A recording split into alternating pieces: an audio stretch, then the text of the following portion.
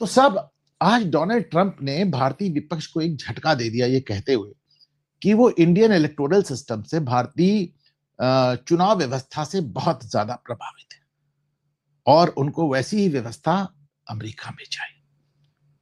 उन्होंने कहा कि अमेरिका को भारत से सीखना चाहिए। उन्होंने कहा करीब 65 करोड़ वोटर आप जाते हैं और एक दिन में जाके वोट डाल देते हैं, कमाल कर देते हैं साहब। और किस वोटर आईडी प्रूफ की बात कर रहे हैं, फोटो आईडी की बात कर रहे हैं। देखिए एक्चुअली मामला क्या है कि अमेरिका में 36 स्टेट्स में तो आईडी ही नहीं लगता। आप जाइए बिजली के बिल दिखा के वोट डाल दीजिए। उसके बाद 4 स्टेट्स ऐसे हैं जिसमें फोटो आईडी लगता है। 36 स्टेट में आप कोई भी बिल दिखाइए, कुछ भी दिखाइए, आपको वोट डालने को मिल जाता है। 14 स्टेट्स और वॉशिंगटन डीसी 15 में कोई आईडी नहीं लगता। 4 स्टेट केवल ऐसे हैं जिसमें फोटो आईडी लगता है, वो भी वोटर आईडी नहीं है। आप अपना लाइसेंस दिखा दीजिए, हो जाएगा। अब ये बड़ी विचित्र व्यवस्था है, कैसे चल रहा है। तो जाहिर सी बात है डोनाल्ड ट्रंप इसको सेव अमेरिका एक्ट लेकर आए हैं और वो सेव अमेरिका एक्ट पास कराना चाहते हैं। और ऐसे में वो भारत का एग्जाम्पल दे रहे हैं, जो मेरे ख्याल से उनके दिमाग में है और वो नहीं बोल रहे हैं। वो हमारी SIR एक्सरसाइज भी है जिसमें हमने अवैध वोटर्स को चुन चुनकर बाहर किया है। हो सकता है वो इसके बारे में ही जिक्र कर रहे होंगे। जाहिर है भारत में अमेरिका के जो राजदूत हैं सर्जेई गोर, उन्होंने तत्काल इसको ट्वीट किया और इसको माना कि हाँ साहब देखिए एकदम सही कह रहे हैं और भारत कमाल करता है और सेव अमेरिका एक्ट इंडिया में, अमेरिका में भी आना चाहिए। आप इनको देखें जरा, आप सर्जियो गोर के पोस्ट को, इन्होंने अपना कमेंट सेक्शन डिसेबल कर रखा है, आप कमेंट नहीं कर सकते।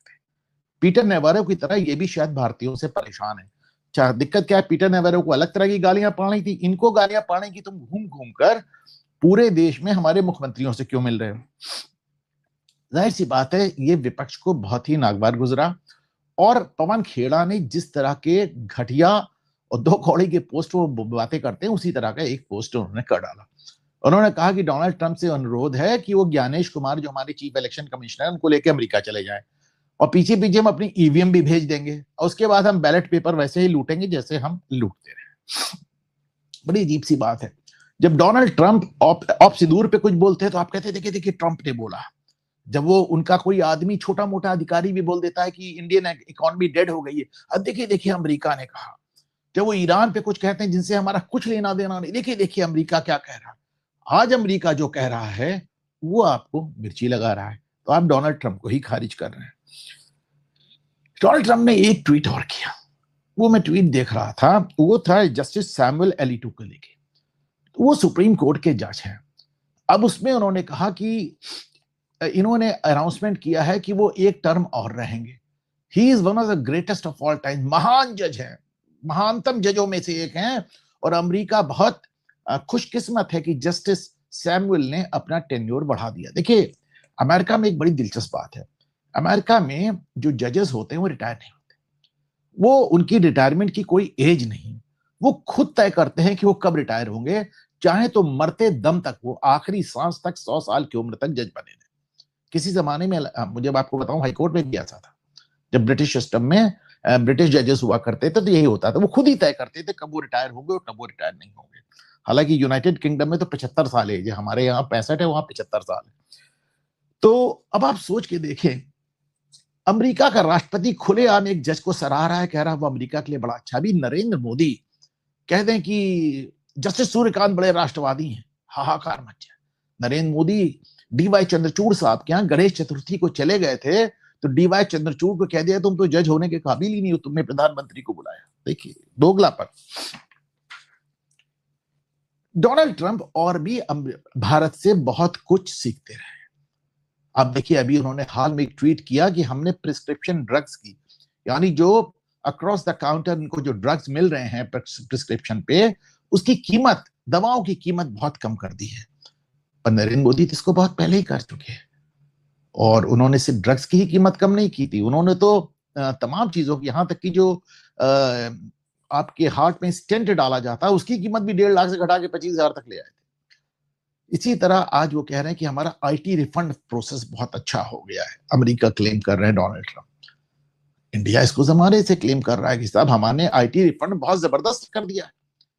एक्चुअली आप ये आईटी रिफंड आप 1.25 लाख करोड़ रुपए का इंडिया जो आप देख रहे हैं, से होता क्या है, जब आईटी रिफंड होता है तो एक इंसेंटिव होता है कि आप टैक्स भरते हैं।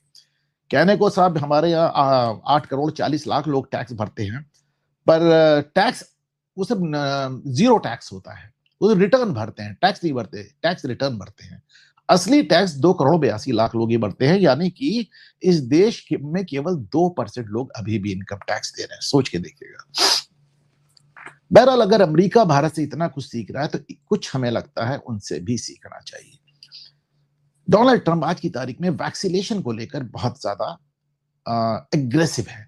उनका कहना है कि हमारे यहाँ बच्चे को आप इतने इंजेक्शन ठोक देते हैं, इतने वैक्सीनेशन कर देते हैं कि आप यहाँ पे 72 इंजेक्शन लगाते हैं, जबकि यूरोप में ये मात्र 11 इंजेक्शन में निपट जाता है।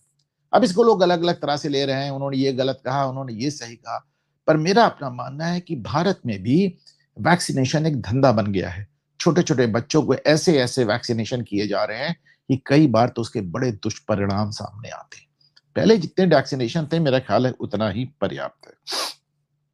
बहरहाल डोनाल्ड ट्रंप को लेकर मैं अपनी एक भविष्यवाणी फिर से दोहरा दूं कि मुझे लगता है कि डोनाल्ड ट्रंप फाइनली ईरान पे बूट्स ऑन द ग्राउंड यानी अमेरिकी फौज भेजने का मन बना चुके हैं। डोनाल्ड ट्रंप को लेकर मुझे यह भी कहना है कि मुझे इस बात की पूरी आशंका है कि भले मार्शल लॉ लागू करना पड़े, पर डोनाल्ड ट्रंप केवल 2 टर्म के बाद जाने वाले राष्ट्रपति नजर नहीं आ रहे हैं। उनके अंदर मुझे पुतिन और शी जिनपिंग वाला अंदाज नजर आ रहा है।